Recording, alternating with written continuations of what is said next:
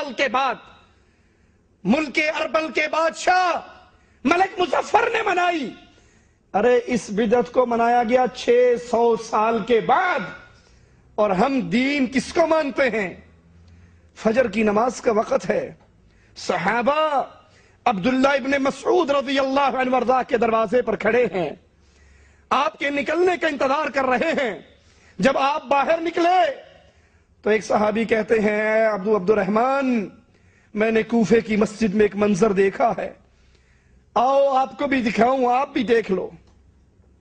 یہ صحابہ کی جماعت مسجد میں پہنچتی ہے.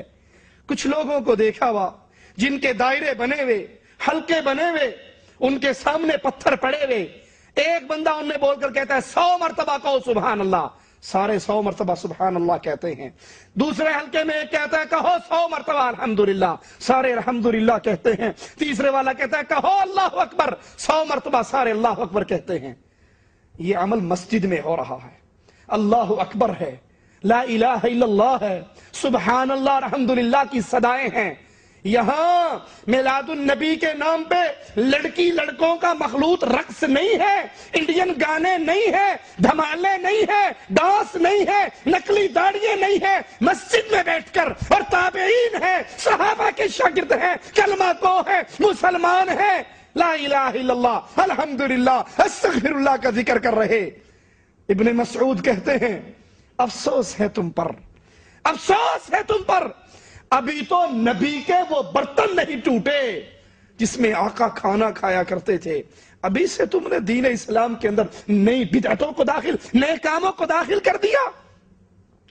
کہنے والوں نے کہا ابو عبد الرحمن، اتنے ناراض ہونے کی کیا ضرورت ہے؟ ہم تو اللہ کا نام لے رہے ہیں، ہم تو تسبیح اور تحلیل کہہ رہے ہیں، ہم تو اللہ کا ذکر کر رہے ہیں.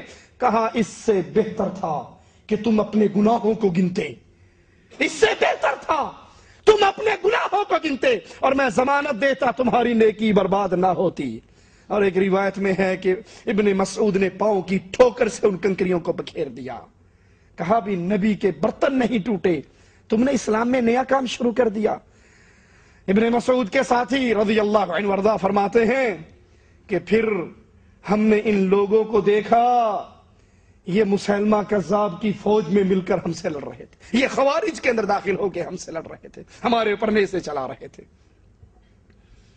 اگر یہ خوشی منانا، یہ جلسے جلوس، یہ بھنگڑے، یہ مسجدوں کو سجانا، یہ بازاروں کو سجانا، یہ سبز جھنڈے، اگر اس کا نام خوشی ہے جس کو نہ منانے والا ابلیس ہے، تو اللہ کے لیے سوال کروں گا کیا اس طرح کی خوشی ابو بکر نے منائی؟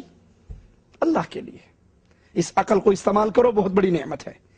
کیا ابو بکر، عمر، عثمان و علی، طلحہ، زبیر، بدر و احد والے مدینے کے بازاروں میں جلوس نکالتے تھے؟ کیا جھنڈے لہراتے تھے؟ آج تو نبی کریم صلی اللہ علیہ وسلم کی جوتی کا نقش نعلین پاک کے نام سے جھنڈے پہ بنا ہوتا ہے، اور ثم استغفر اللہ ثم استغفر اللہ، ایک طرف نبی کی جوتی کا نقش بنا ہوا ہے اور اس کے اوپر الصلاۃ والسلام علیک یا رسول اللہ لکھا ہوا ہے. الصلاۃ والسلام علیک یا رسول اللہ. میں آپ کی جوتی پہ آپ کے ابو کا نام لکھ دوں تو برداشت کرو گے؟ اور ادھر بھلے وہ جوتی نبی کی ہی مان لی جائے، اس پر اللہ اور اس کے رسول کا نام اسی جھنڈے پر جہاں پر جوتی ہے، یہ توہین نہیں تو اور کیا ہے؟ کیا ابو بکر عمر کی جماعت نے، کیا صحابہ کرام نے اس طرح جلوس نکالے؟ اگر آپ کہتے ہو یہ جلوس نہ نکالنے والا، یہ خوشی نہ کرنے والا ابلیس ہے، تو صحابہ کی جماعت پہ کیا فتویٰ لگے گا؟ تابعین کی جماعت پہ کیا فتویٰ لگے گا؟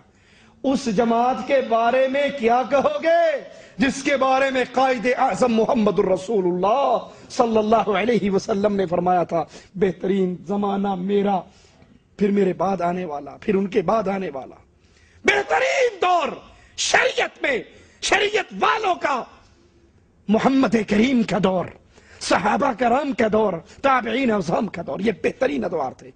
کہ ان ادوار کے اندر یہ جلوس نہیں نکلے، یہ بھنگڑے نہیں ڈلے، یہ مکہ مدینہ کے ماڈل، بیت اللہ اور مسجد نبوی کے ماڈل نہیں بنے۔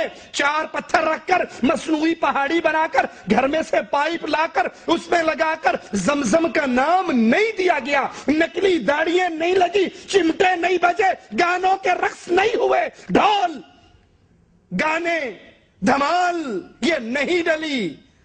تو یہ خوشیاں نہ کرنے والے اگر ابلیس ہیں تو ان پاک باز لوگوں پہ کیا فتویٰ لگاؤ گے؟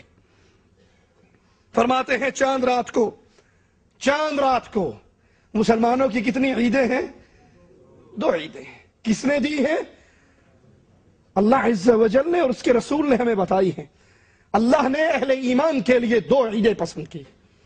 2 دن عید کا دن ہے، خوشی کا دن ہے، لیکن یہ تیسری عید کے آداب بیان ہو رہے جس کو مولانا الیاس قادری صاحب عیدوں کی عید قرار دے رہے ہیں۔ یہ 2 عیدیں ہیں اور یہ تیسری ان سب کی سردار ہے۔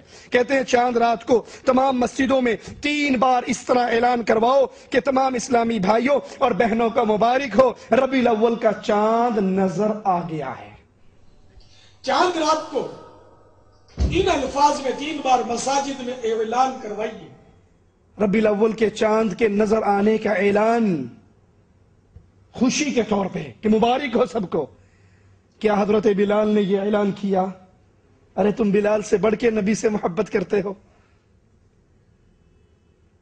کیا تم صدیق اکبر سے بڑھ کے نبی سے محبت کرتے ہو؟ کیا تم ابو ہریرہ سے بڑھ کر نبی سے محبت کرتے ہو؟ وہ ابو ہریرہ جو فرماتے ہیں لوگ کام کاج کے لیے چلے جاتے تھے اور میں نبی کے دروازے سے نہ اٹھتا تھا کہ کہیں یہ نہ ہو میں کہیں جاؤں نبی اپنی زبان مبارک سے کوئی حدیث ارشاد فرمائے اور ابو ہریرہ اس سے محروم ہو جائے۔ کیا تمہیں ان سے زیادہ پیار ہے؟ کیا کبھی صحابہ نے 12 ربیع الاول کا چاند دیکھ کر مسجدوں میں یہ اعلان کیا؟ اپنے گھر، دکان، مسجد پر 12 عدد یا کم از کم ایک سبز جھنڈا یکم ربیع الاول سے لے کر سارے مہینے لہرائیں۔ اپنی مسجد، گھر، دکان، کارخانہ وغیرہ پر 12 عدد ورنہ کم از کم 1 عدد سبز پرچم ربیع النور شریف کی چاند رات سے لے کر سارا مہینہ لہرائیے۔ حدیث سے ثابت ہے۔ کس صحابی نے لہرایا؟ نبی نے کس کو جھنڈے بنا بنا کر دیے؟ اگر یہ جھنڈا لہرانا ثواب کا کام ہے، اگر جشن عید میلاد النبی ثواب کا کام ہے، اجر کا کام ہے، تو بتائیے اجر و ثواب کی باتیں تو محمد بتا کر چلے گئے صلی اللہ علیہ وسلم۔ الیوم اکملت لکم دینکم، میرے رب نے اعلان فرما دیا دین پورا ہو گیا، شریعت بیان ہو گئی۔ اگر یہ اجر و ثواب کی باتیں ہیں تو یہ آپ کو آج کیسے پتہ لگی؟ نبی کے دور میں یہ لوگوں کو کیوں نہ پتا تھی؟